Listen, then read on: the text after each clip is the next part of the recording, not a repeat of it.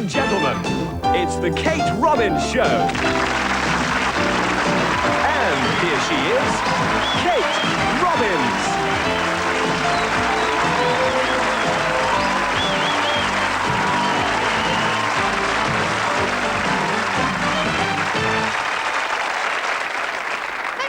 Good evening and welcome to the show. Now, tonight there's so much in it. As a special treat for our studio audience, if there's anything left over at the end, you can take it home in a doggy bag with you, okay? But seriously, friends, we're going to go straight into the first sketch tonight, which is set in a doctor's waiting room. Now, this doctor's waiting room sketch, I play the part of the caring and understanding doctor's receptionist. And okay, why are you two dressed like that? For the first sketch. Which sketch? The Parrot, the Frog and the Bumblebee sketch. It's a classic. You know, the one we've been rehearsing all week. The one where I turn into a handsome prince. Yeah, the one that's been axed. What? Axed? Yeah, I'm sorry, the Parrot, the Frog and the Bumblebee sketch has been axed. Don't you remember? But we cut it. I've spent all day being sewn into this costume. It takes a four-man winching team to get me out of this suit. I'm sorry, but we're not doing the Parrot, the Frog and the Bumblebee sketch. We're going to do the doctor's waiting room sketch. You just have to do it as you are. No, it never works. Stupid. Yes, thank you very much. Paul, you're ready, aren't you? Yeah. Good. Okay, so ladies and gentlemen, it's on with the show, the doctor's waiting room sketch. Well, certainly, Mrs. Moncastle. The doctor will be able to see you at 11:30. Thank you. Goodbye. Next.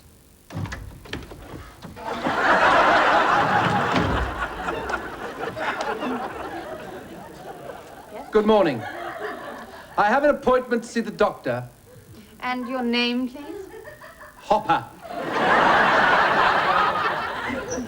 Yes, Mr. Hopper, what seems to be the trouble? Well, I've been feeling a bit jumpy lately.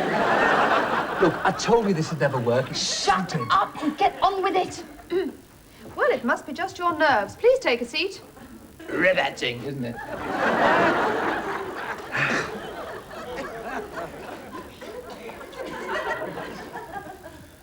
I feel really stupid.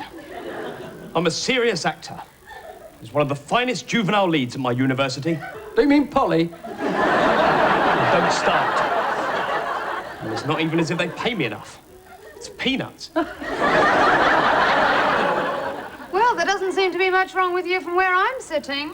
I'm sick. As a parrot. Look, I'm warning you. I do not want you wasting the doctor's time. He hasn't got a lot of patience, you know. I'm not surprised at the prices he charges. Well, you shouldn't have gone private, should you? No, you should have gone RSPCA. Look, are we going to see this doctor or not? Sorry, I've got a handsome prince in my throat. The doctor is a very, very busy man. He's a top Harley Street consultant, a world-famous brain surgeon, and a senior member of the British Medical Association. This is really stupid. We should have done the Parrot, the Frog and the Bumblebee sketch. Oh, the doctor will be free now. Toby! Toby! That is the question! What? That's my first line. Parrot, the Frog, the Bumblebee sketch. We are not doing the Parrot, the Frog and the Bumblebee sketch. We're supposed to be doing the doctor's waiting room sketch. And you've gone and ruined it all. Oh, honestly, I give up. Forget it. Forget it. Get me down! Help! Get me down!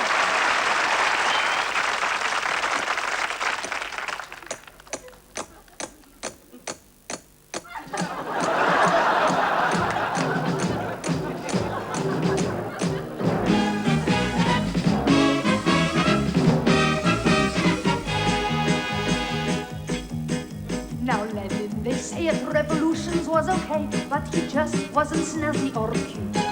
When Joseph Stalin reigned, everybody complained, hey there Joe, get a new suit. Karl Marx got it right when he said we have to fight. Trotsky's words hit the ball, but neither scored hits when putting on the Ritz. In the style stakes they both took a fall. All right, let's gonna raise a roof with Russian passion, fashion, and pizzazz.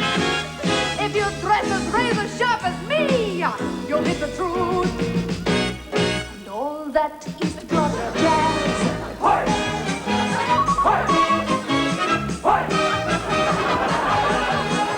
The KGB's the same, they've got no style to their name, got no hip, got no high, got no jive. That's why Gorski and me, our election policy was get up, get style and get alive. Goodbye Karl Marx, hi designer birthmarks, the age of the fashion conscious parade. My own 5-year plan to look like Crystal Carrington, even Glasnost comes designer made. Oh, communism's fine, but it ain't worth a dime to a Slav to fashion like me. You want the world to know you're on the Politburo when your skirt's just above your knee.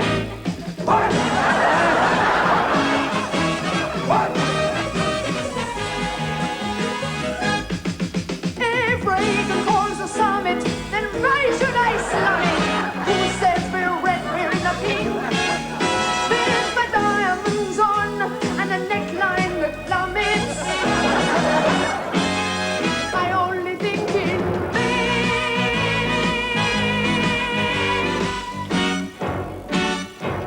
razor sharp. Well, is there anything to recommend? See, signori, we got a very nice chicken ding. We got a steak ding, pizza ding, pasta ding, very good cannelloni ding. Excuse me, what's all this ding? Everything cooked in a microwave. Now then, Mr. Bracknell, isn't it? Yes. Well, thank you very much for applying for the position. Right, first off, what was your last job? I was a typesetter for The Guardian newspaper. I see. And how long were you there? 6 years. I'm sorry? Oh, no, I'm sorry. I meant 6 years. 6 years. Good. And why did you leave your last job? Well, I found that the wok was getting on tip of me. I mean, what with all the noises from the prompting machines, I just couldn't constipate. And consequent, my wok began to suffle. To the point where I was beginning to write absolute jibbubbly-scuffle. Rubbish. No, it's absolutely true. I see. And what did your boss think of all this? Well, he became rather passed off with it. Yes, he said, Brocknell, your yelling is appealing. Your spelling was appalling. No, my yelling was appealing. We had to yell to be heard above the noise of the prompting machines. I see. So your yelling was appealing. Yes. But my spilling was appealing, apparently. Not that I'd noticed it myself, but I took they ward for it, and so I handed in my nutcase. I'm sorry? I quote. Quote what? I quote my gob. Oh, you quit your job. Correct. And they accepted your resignation, did they? Well, knit at first. They couldn't read it, apparently. Still, once they had deciphered it, they were hippy to give me goo. Well, I'm not surprised, Mr. Bracknell. Still, their loss is our gain, as they say. Do you moan I've get the gob? Absolutely. You're just the sort of person we've been looking for. Well, knack me doom with a fatter. Oh, thank you so much. I'm sure I can write some of the best government information pamphlets you've ever heard. So are we, Mr. Bracknell. Welcome to the civil service.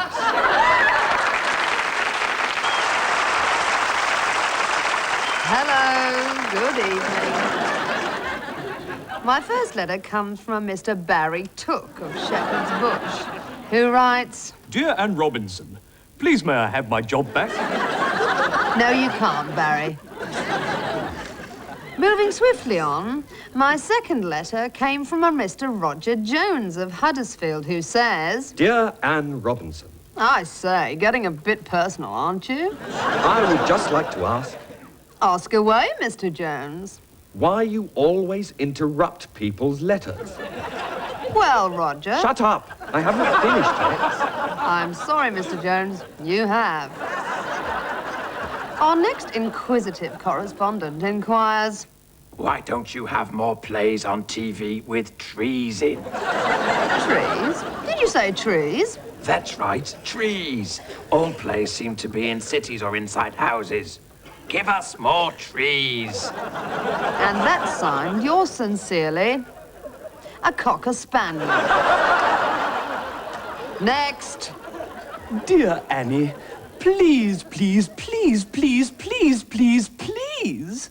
No. How about this from a viewer in Scotland?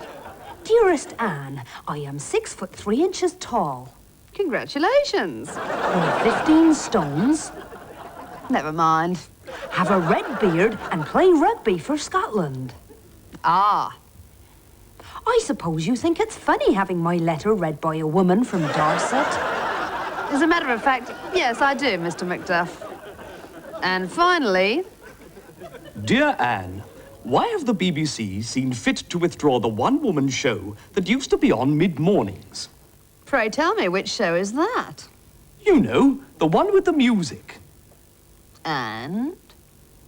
The quiet, controlled performance of the young lady was superb, and her partner, the clown, was a delight. Please, please, please, can we have it back on? Well, Mr. Chapman, here it is, especially for you. And if you have any comments to make about BBC television programmes, keep them to yourself. Good night.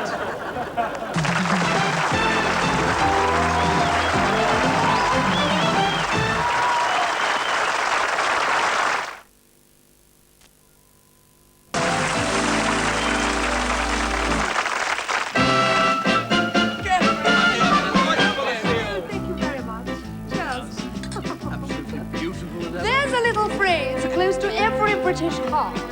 It's not the winning, but it's the taking part. So we're going to take that phrase very literally. We're not here to win. We've only come for tea. Because we're the British Olympic team, and we're here in Korea. If you see us on your TV screens, prepare to shed a tear. Because the only thing that we will get is flipping diarrhea. Because we're the British Olympic team. Jolly good, yeah. So, 3 cheers. That's all we're going to get. Yes, we'll say it was a stomach bug. Or something that we ate. 3 cheers. That's what we want to hear. Because in our great tradition... We're bringing up the rear. Because we're the British Olympic team, and we never mind defeat. As runners, we're so keen, but we're wilting in the heat. We'll forget to tie our laces and fall over our flat feet. Because we're the British Olympic team. Rightfully good. Thank you. So, 3 cheers. Let's have another gin. We may as well get tiddly. We're never going to win. 3 cheers. Salute the Union Jack. It's the last time that we'll see it. Until we take it back. Hey, order. Now the competition's over, and we haven't won a thing. Still, never mind. It's the taking part that's important. Yes, and the gin. Gin. In the British Olympic team. What for short?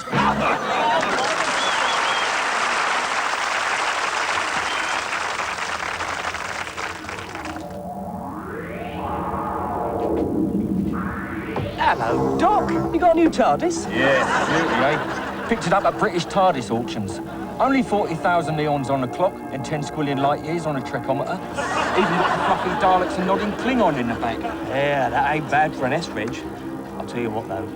I know a Time Lord picked up a dodgy one at an auction. Very nasty. Disappeared up his own temporal warp zone.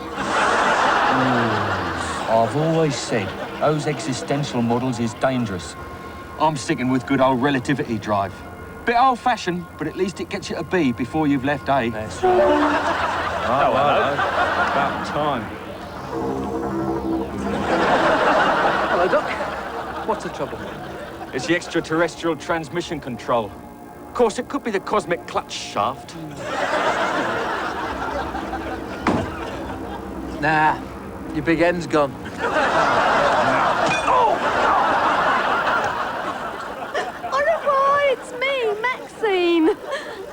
singer-dancer actress model. Some people say singer-dancer actress models are hollow and empty. I'm not hollow and empty. I've just had my dinner. But seriously, there's much more to me than just singer-dancer actress modelling, you know. I'm a musician too. I love classical music, Beethoven, Mozart, Richard Clayderman. I've got them all on one fabulous cassette by the classical composer Ronco. This is my chosen instrument, the flute. Finger exercises are very important when you're playing the flute. Each finger represents a note. I could do the whole scale. A, B, C, D, E, F, G, H, I, J. I love to play the classics. I'll play Beethoven's Fifth Symphony for you. I chose his fifth because I reckon after 4 tries, it must be his best. Here it is, Beethoven's Fifth.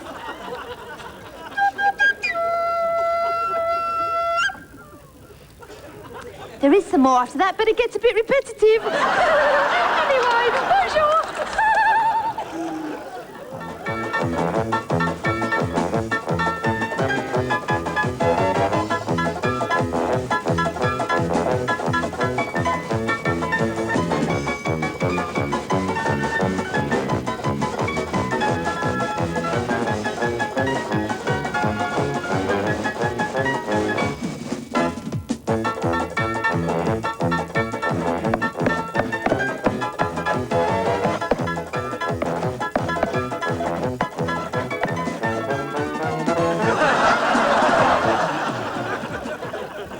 Darling, I have played a little trick on you tonight. Everything you have eaten has been a powerful aphrodisiac. The oysters, the lobster, the asparagus tips in butter, the wine, even the liqueur. They're all supposed to make you, how you say, frisky. So, how do you feel? Sick.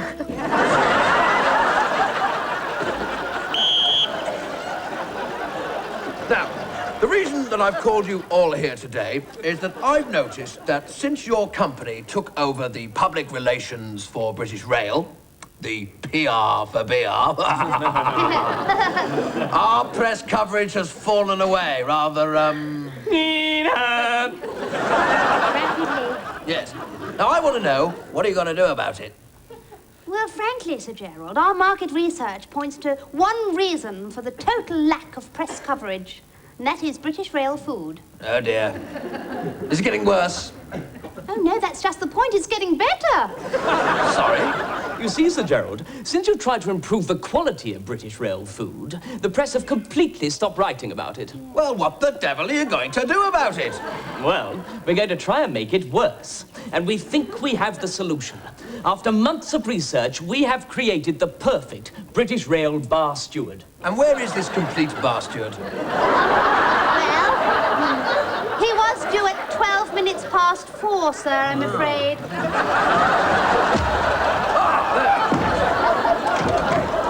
I apologise.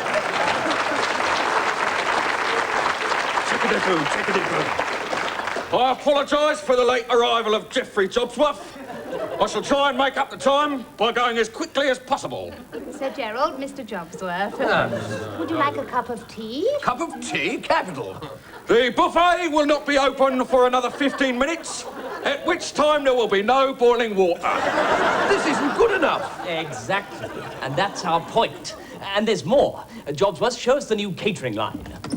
Sir Gerald, we've redesigned the British Rail sandwich. Well, these look jolly appetising. Aye, indeed they are, sir. But just try opening the package. Now, the present packages can be opened in a mere 15 minutes. But these can never be opened. So we will be selling scissors. Scissors? But won't that spoil the whole thing? Oh, no, they'll be in the same reinforced cellophane. You won't be able to open them either. wonderful, isn't it? The press are going to love it. Splendid. Awful. Yes. Now then, on to the coffee. As you know, the cups at the moment get far too hot. Jobsworth? Well, this is fine. It's quite cool. Yes, for about...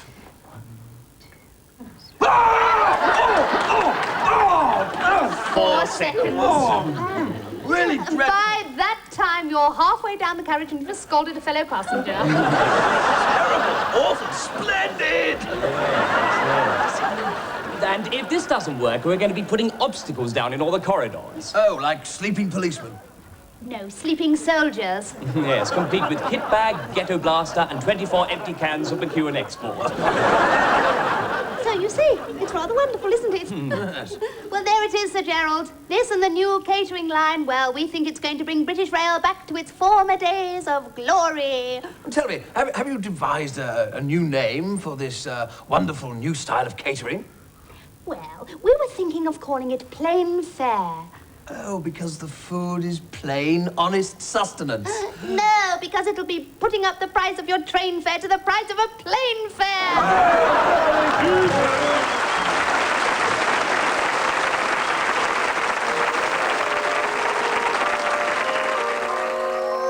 I can see no matter how near you'll be, you'll never belong to me. But I can dream, can't I?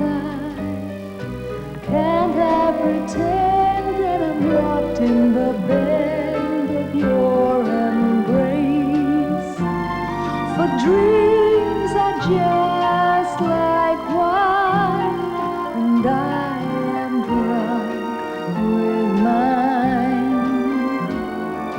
I'm aware my heart is a sad affair. There's much disillusion there, but I can dream.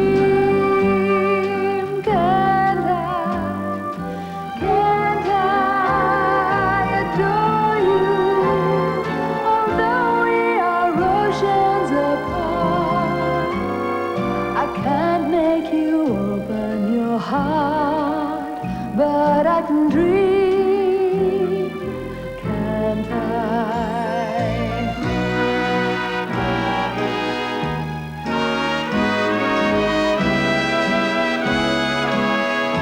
There's much disillusion there, but I can dream, can't I? Can't I? For you, although we are oceans apart, I can't make you open your heart, but I can dream.